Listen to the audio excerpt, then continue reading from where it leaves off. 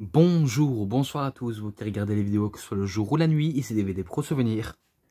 Et oui, ça rebolote pour l'année 2008.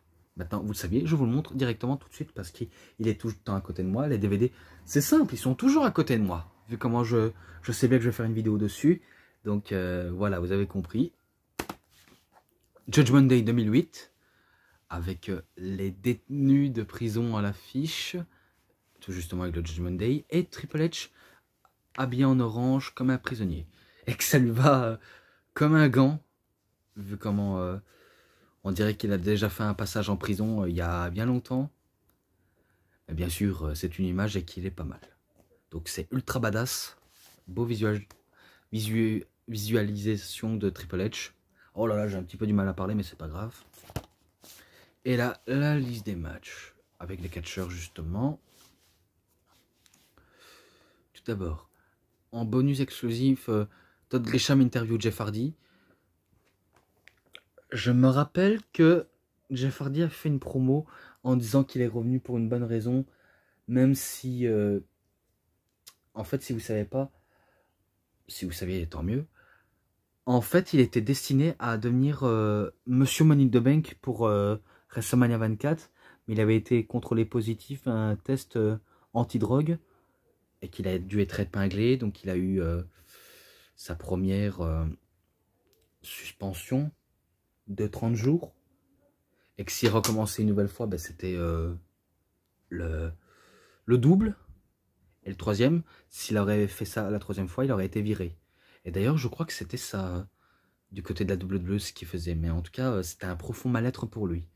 Et qu'il explique qu'il est venu pour une bonne raison. Vu comment il avait tout perdu. Il a perdu sa maison, son chien. Donc en gros, sa maison qui a été incendiée alors que Jeff Hardy se faisait tatouer.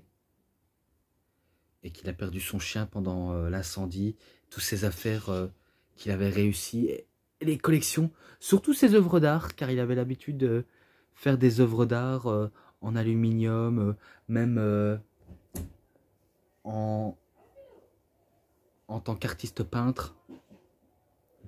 Donc il n'y a pas à dire, c'était un artiste un peu torturé, Jeff Hardy, et que là maintenant il dit qu'il est revenu en bon et due forme, et qu'il veut viser plus haut en termes de titre mondial ou autre titre qu'il peut capturer. Donc voilà. Et si je ne me trompe pas, le premier match de la soirée...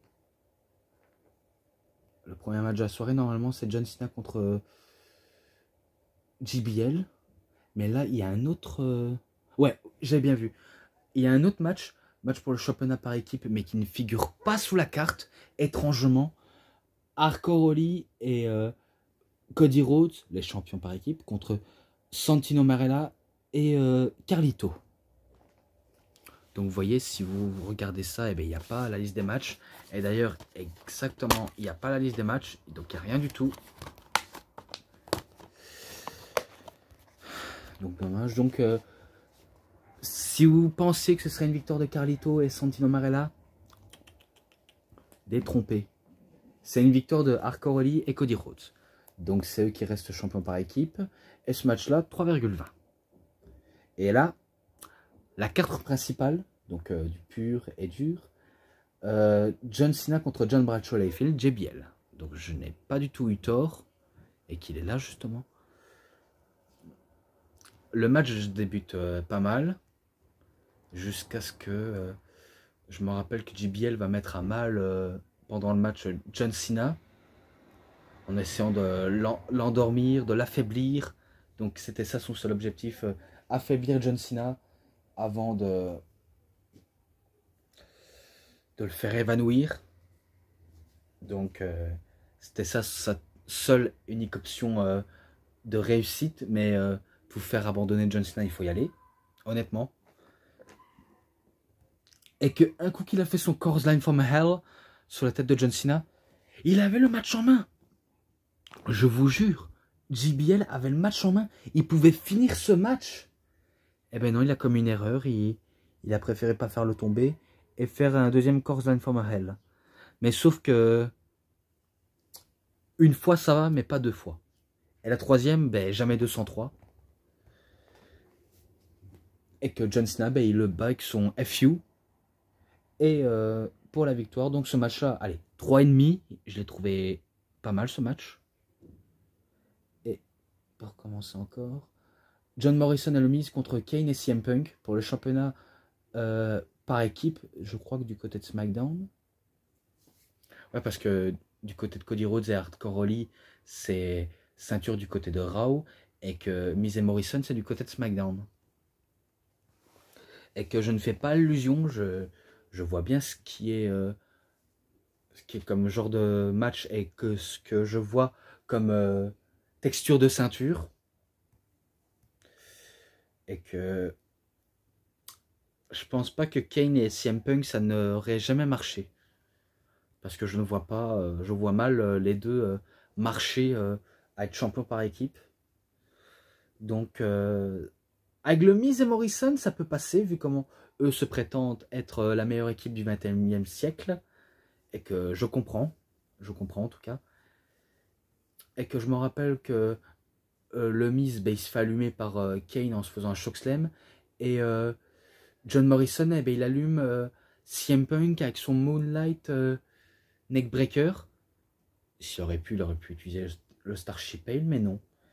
Et qu'il bat CM Punk et le Miz. Et du coup, John Morrison et le Miz sont toujours champions. Donc, 3,20. Ensuite, le match qui est pas mal entre Shawn Michaels et Chris Jericho. Celui-là non plus, je ne pense pas l'avoir noté. En tout cas, à vérifier. Je vous le jure, à vérifier celui-là. Parce que Chris Jericho prétend que Shawn Michaels a menti sur sa blessure. D'ailleurs, c'est vrai, il leur a menti. Et qu'il a désigné le prix du meilleur acteur de la WWE. Donc, il lui a donné un Oscar. Et ça l'a même pas paru bizarre, Shawn Michaels. Lui, il croyait que ce serait bénéfique, mais loin de cela. Vraiment loin de ça. Et qu'après, Shawn Michaels, il dit à Chris Jericho, t'as raison, depuis le début, je ne suis pas vraiment blessé. Et que Jericho, il disait, je le savais, tu jouais tellement bien la comédie que j'ai même rien vu venir. Et bien là, pendant ce match-là, là, il va pas simuler Shawn Michaels, vraiment loin de ça. Mais par contre, il va réussir à avoir son adversaire. Vu comment Chris Jericho voulait faire son Walls of Jericho, Shawn Michaels, il avait fait un switch de musique à l'extérieur du ring. Après, il y avait des Lion Saut, mais heureusement que Chris Jericho, il était retombé directement sous ses pieds pour partir en Walls of Jericho. Donc, il part tout de suite pour faire ça, et c'est assez incroyable et impressionnant. Excusez-moi si vous entendez un bruit de moto, je ne sais pas contrôler les bruits. Et qu'au moment où Jericho veut le faire soumettre, Chris Jericho, il se fait avoir, vu comment Shawn Michaels il fait un petit paquet, et il remporte le match. Et après, à la fin, Chris Jericho veut serrer la main de Shawn Michaels, mais ce ne sera pas comme à WrestleMania 19, où il a eu un coup de pied dans les parties. Non, là c'était un serrage de main gentiment. Il applaudit, mais il avait des doutes là-dessus. Donc Jericho avait des doutes comme quoi Shawn Michaels avait menti. Alors si je l'ai noté, parce que il y a des choses qui m'échappent, hein, je ne vous le cache pas, il y a des choses qui m'échappent. Pour l'instant, je mets 3,40 provisoirement en ce moment. Mais c'est à vérifier. Ensuite, Mickie James contre Beth Phoenix contre Melina. Donc là, tout d'abord, il y avait une petite dispute entre Melina et Beth Phoenix lors du côté de Raw. Vu comment Beth Phoenix elle reproche à Melina en disant qu'elle n'était pas capable de battre Mickie James autant que elle, et que ça part directement en bagarre de chiffonnière. Et en passant ce match,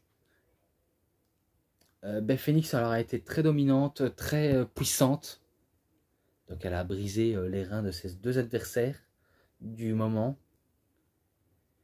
Et que, si je crois bien, c'est Mickie James qui se débarrasse de Beth Phoenix avant de faire la prise du DDT dans les airs sur Melina. Et qu'elle bat Melina justement. Donc ce match-là aussi 3,5.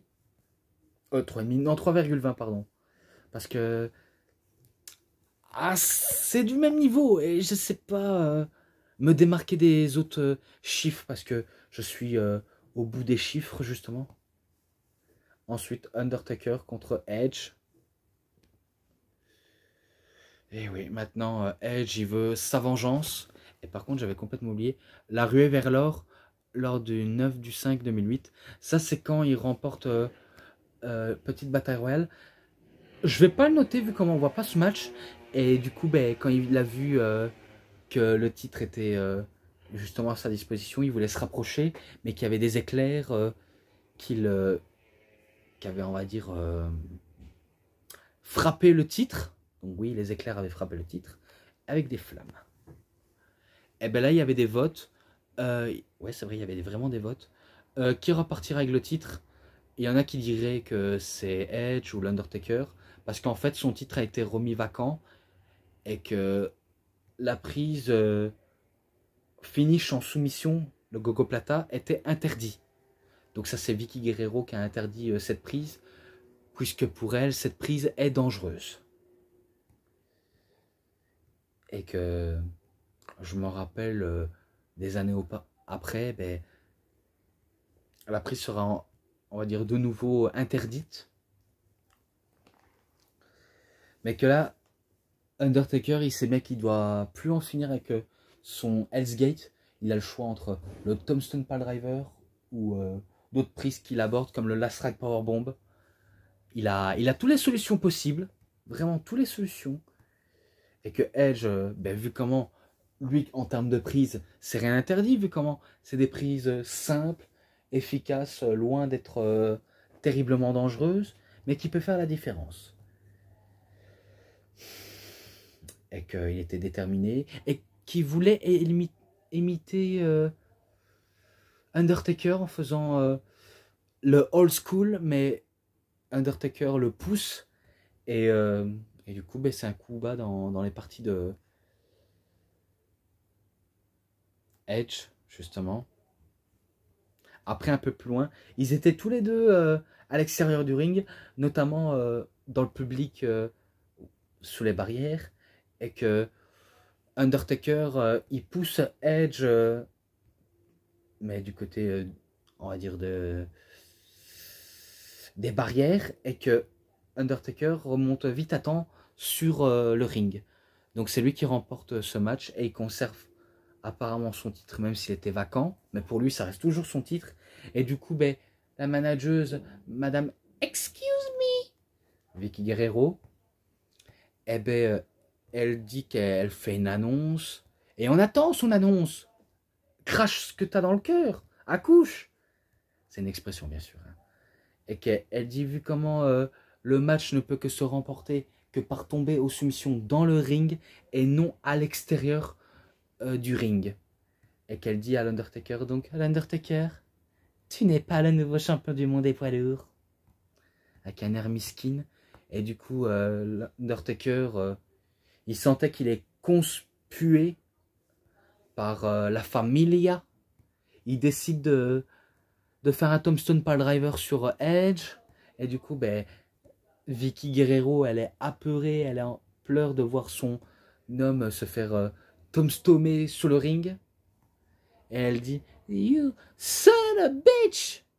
Espèce de fils de la plage, espèce de fils de bip, si vous avez compris. Et du coup, Hawkins et Ryder, ben, ils traînent leur faux cousin, qu'est-ce que je voulais que je dise, leur faux cousin, ou leur faux jumeau, vu comment apparemment il y a des edges partout. Pas mal, vraiment pas mal. Donc ce match-là, allez, 3,60, donc ça change pour une fois, 3,60. Et le match suivant, MVP, il dit qu'il n'a pas été prévenu. Donc oui, il dit qu'il n'a pas été prévenu, qu'il veut donner un défi ouvert à celui qui oserait l'affronter. Et que Matt Hardy fait une promo en disant que je ne peux pas combattre.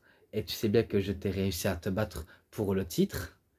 Et que j'ai fait venir quelqu'un qui pourrait te défier. Donc il a pensé à son frère. Et que c'est là où Jeff Hardy fait son retour. Et il décide d'affronter MVP.